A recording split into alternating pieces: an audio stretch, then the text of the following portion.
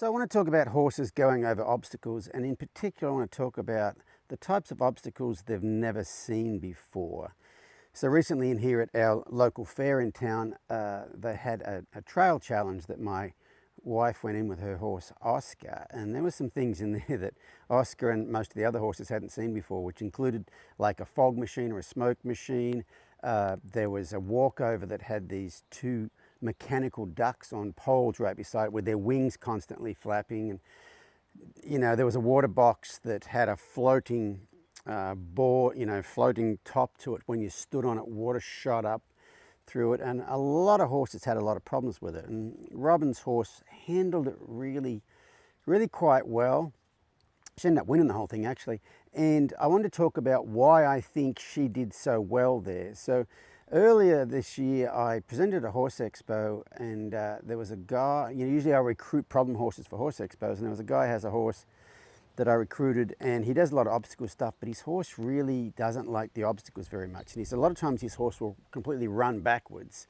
And I said to him, if you're at the point of if your horse is at the point of running backwards, then you're really over threshold. You're asking way too much from them. They're telling you that I really don't trust this obstacle. I can't do it. And then you put a lot of pressure on him to do it. He even showed me a video of someone trying to get this horse across a bridge, and the horse does run backwards away from the bridge, and this guy's just pulling and a kicking and a spurring, and it kind of half made me sick to watch it. But I said to him, I don't think your horse trusts you. And so trust is the thing that is the secret sauce I'm talking about here. I feel like there's two types of trust you can have with your horse. One is what I call safe from, and one is what I call safe with. And safe from is they feel safe from you. You're not going to be a danger to them. You're not going to hurt them, whatever. Safe with is like you are an asset to them. And the way I explain this at clinics, I say to the crowd, imagine you're locked in a room with a 5-year-old boy. Okay?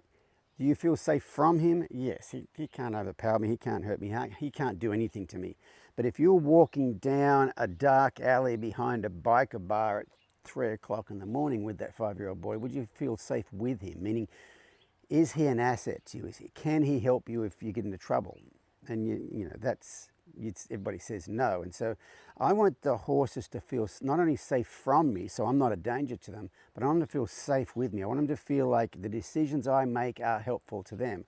And so if you get to the point to where your horse tells you, I'm scared of that obstacle, and then you're pulling and spurring and kicking and carrying on, you're probably making the horse not feel safe from you or with you. And so they're never really going to get better at the obstacles unless you make it out of pure obedience and they become more scared of you than they are of the obstacles, which is not anything I'm interested in. But recently, my wife, a while ago, my wife and I went to, there's a guy in our local area that trains a lot of horses to do obstacle stuff. And he's got a very extensive range of obstacles. And I took my young horse, green horse, Chance, over there. Chance has only ever been in the trailer to move from our other ranch down to here or to go to the vet. He's never been ridden anywhere else. And I took him along just for the ride. Robin was going to practice the obstacles on Oscar.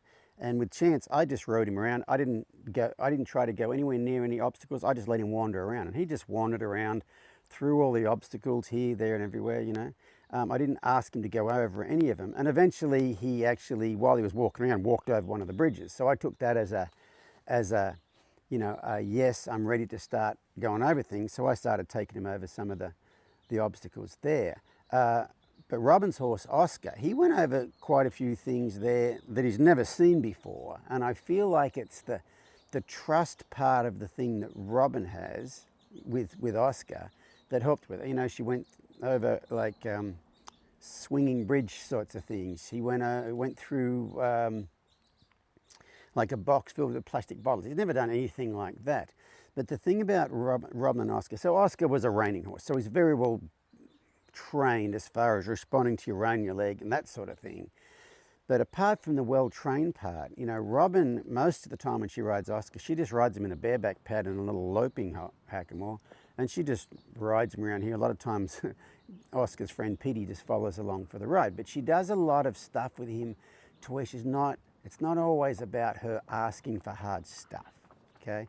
So when she went into the fair the other day, she actually drew up last in this class. And a lot of horses had a great deal of trouble with the smoke machine. They had a great deal of trouble with the flapping ducks, and they had a great deal of trouble with the bridge that shoots water. They had a lot of trouble with a lot of things.